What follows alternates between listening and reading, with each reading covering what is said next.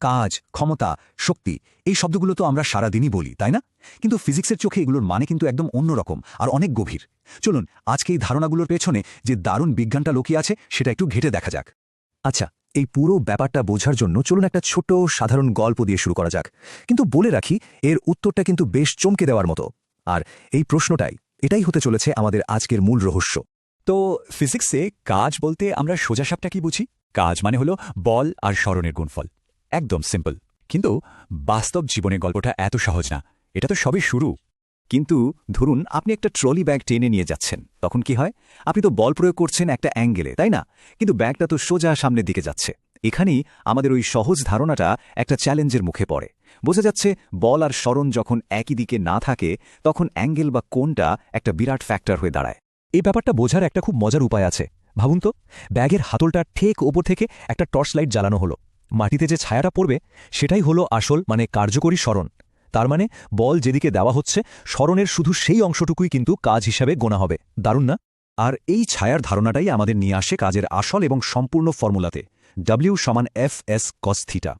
এখানে এই যে cos θ দেখছেন, এটাই কিন্তু ওই অ্যাঙ্গেল বা কোণের হিসাবটা রাখে। মানে বল আর সরণের মধ্যে অ্যাঙ্গেলটা কত, সেটার উপর ভিত্তি করেই ঠিক হয় কাজটা আসলে কতটা হলো। আচ্ছা, ফর্মুলা তো বোঝা গেল। এবার চলুন আমাদের সেই ট্যাঙ্কের রহস্যে ফেরা যাক। দেখি এই নতুন জ্ঞান দিয়ে সেটা সমাধান করা যায় কিনা। শুরু করা যাক প্রথম ভাইয়ের কাজ দিয়ে। এই সমস্যার সমাধান করতে গেলে একটা খুবই জরুরি জিনিস বুঝতে হবে, আর সেটা হলো ভারকেন্দ্র বা সেন্টার অফ গ্র্যাভিটি। দেখুন, ট্যাঙ্কের সব জল কিন্তু একই উচ্চতায় নেই। তাই আমরা যখন জল তুলি তখন আসলে পুরো জলের ভরের যে গড় অবস্থান, মানে তার যে ভারকেন্দ্র, সেটাকে সরাই। এটাই হলো আসল চাবিকাঠি। বেশ, প্রথম ভাইয়ের কাজটা ছিল ট্যাঙ্কের ওপরের অর্ধেক জল খালি করা। তুলনামূলকভাবে সহজ কাজ।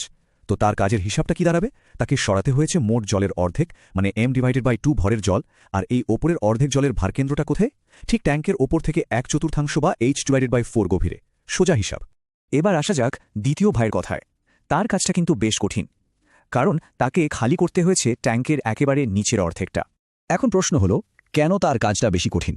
কারণ দেখুন, নিচের অর্ধেক জলের ভারকেন্দ্রটা কিন্তু অনেক গভীরে, ঠিক ওপর থেকে 3/4 বা 3h/4 দূরত্বে। আর এই ভারকেন্দ্রকে তাকে তুলতে হয়েছে একেবারে ট্যাঙ্কের মুখ পর্যন্ত, মানে সরণটা অনেক অনেক বেশি। এখন যদি আমরা দুজনের কাজের হিসাবটা পাশাপাশি রাখি, তাহলেই ব্যাপারটা পরিষ্কার হয়ে যাবে। দেখুন, জলের ভর দুজনের জন্যই সমান, m/2। কিন্তু ভারকেন্দ্রের সরণ দেখুন, একজনের জন্য h/4 আর অন্যজনের জন্য 3h/4। আর ঠিক এই কারণেই তাদের করা কাজের পরিমাণেও একটা বিশাল বিশাল পার্থক্য তৈরি হয়েছে। আর ফলাফলটা কি? অবিশ্বাস্য হলেও সত্যি, দ্বিতীয় ভাই প্রথম ভাইয়ের চেয়ে ঠিক 3 গুণ বেশি কাজ করেছে। তার মানে সমান পারিশ্রমিক পাওয়াটা কি ন্যায্য ছিল? একদমই না। ফিজিক্স কিন্তু আমাদের চোখে আঙুল দিয়ে দেখিয়ে দিল, সাধারণ চোখে যা সমান মনে হয় তা আসলে সমান নাও হতে পারে। তো ট্যাঙ্কের রহস্য তো সমাধান হলো, কিন্তু গল্পটা এখানেই শেষ না। কাজ কতটা হলো সেটা তো আমরা জানলাম, কিন্তু কে কত তাড়াতাড়ি কাজটা করল? বা ধরুন তারা যদি কোনো পাম্প ব্যবহার করত, তখন কিন্তু ক্ষমতা আর কর্মদক্ষতার মতো আরও দুটো নতুন ধারণা চলে আসে। চলুন সংক্ষেপে সেগুলোও জেনে নিই। ক্ষমতা বা পাওয়ারের মূল ব্যাপারটা হলো গতি। মানে আপনি কতটা কাজ করলেন সেটা বড় কথা নয়, বরং কতটা দ্রুত কাজটা করলেন সেটাই হলো ক্ষমতা। আমাদের গল্পের দ্বিতীয় ভাই যদি তার 3 গুণ বেশি কাজটা প্রথম ভাইয়ের সমান সময়েই করে ফেলত, তাহলে তার ক্ষমতাও কিন্তু হতো 3 গুণ বেশি। আর কর্মদক্ষতা বা এফিসিয়েন্সি হলো আপনি যেই শক্তিটা দিচ্ছেন তার কতটা আসল কাজে লাগছে। ধরুন ভাইরা একটা ইলেকট্রিক পাম্প ব্যবহার করল। পাম্পটা যে পরিমাণ বিদ্যুৎ খরচ করল, তার সবটা দিয়ে কি জল তোলা সম্ভব? না, বেশ কিছুটা শক্তি তো তাপ বা শব্দ হয়ে নষ্ট হয়ে যাবে, তাই না? তো মোট শক্তির ঠিক যতটুকু আসল কাজে লাগে সেটাই হলো ওই যন্ত্রের কর্মদক্ষতা। তাহলে একদম সহজ করে বললে, ক্ষমতা হলো কাজটা কত দ্রুত হচ্ছে তার মাপ, আর কর্মদক্ষতা হলো যে শক্তিটা দেওয়া হচ্ছে সেটা কত ভালোভাবে কাজে লাগছে তার মাপ। একটা হলো গতির ব্যাপার, অন্যটা হলো কার্যকারিতার। তাহলে আজকের এই আলোচনা থেকে আমরা কি শিখলাম? প্রথমত, কাজ শুধু বল আর সরণের উপর নির্ভর করে না, তাদের মধ্যের অ্যাঙ্গেলটাও খুব জরুরি। দ্বিতীয়ত, ট্যাঙ্কের জলের মতো ছড়িয়ে থাকা বস্তুর ক্ষেত্রে আমাদের ভারকেন্দ্রের হিসাব করতে হয়। আর সবচেয়ে গুরুত্বপূর্ণ হলো, যা দেখতে সমান মনে হয় ফিজিক্সের চোখে তা আসলে বিশাল আলাদা হতে পারে। এই সাধারণ সূত্রগুলোই আমাদের চারপাশের দুনিয়াটাকে একদম অন্যভাবে দেখতে শেখায়। এবার শেষ করার আগে একটা প্রশ্ন রেখে যাই। আমাদের দৈনন্দিন জীবনে এমন আর কি উদাহরণ আছে যেখানে কোনো একটা কাজের সমান ভাগ আসলে কাজের পরিমাণের দিক থেকে একদমই সমান নয়?